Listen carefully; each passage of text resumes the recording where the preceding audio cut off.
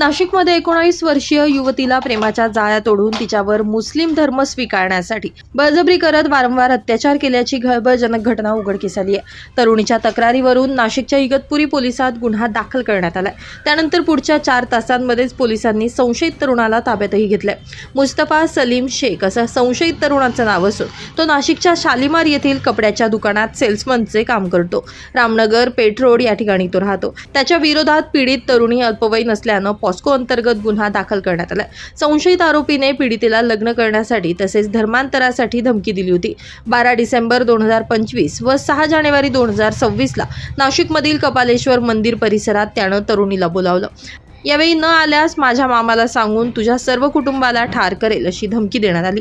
वेळोवेळी अशा धमक्या दिल्या जात असल्यानं तरुणी तणावात होती। पीडित अल्पवयीन तरुणीनं या प्रकरणी पोलिसात फिर्याद दाखल केली असून संशयित मुस्तफा शेख यानं 4 वर्षांपूर्वी इंस्टाग्रामच्या माध्यमातून स्वतःची ओळख सोनू अशी करून देत तो बौद्ध समाजाचा असल्याचं खोटं सांगितलं।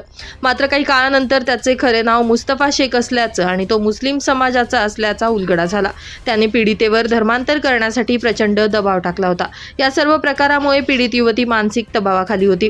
इंस्टाग्रामवर ओळख झाल्यानंतर 23 मार्च 2022 ला पीडिता अल्पवयीन असताना संशयितानं इगतपुरी येथील 12 बंगला परिसरात तिच्यावर अत्याचार केले। त्यानंतर पुन्हा 11 आणि 18 जानेवारी 2026 ला देखील पीडितेचे आई वडील घरी नसताना संशयितानं पीडितेच्या घरात घुसून चॉकलेटद्वारे गुंगीचं औषध देऊन बळजबरीनं अत्याचार केला। तसेच कुणाला सांगितल्यास ठार मारण्याची धमकी दिली असल्याचं फिर्यादीत नमूद करण्यात आलंय।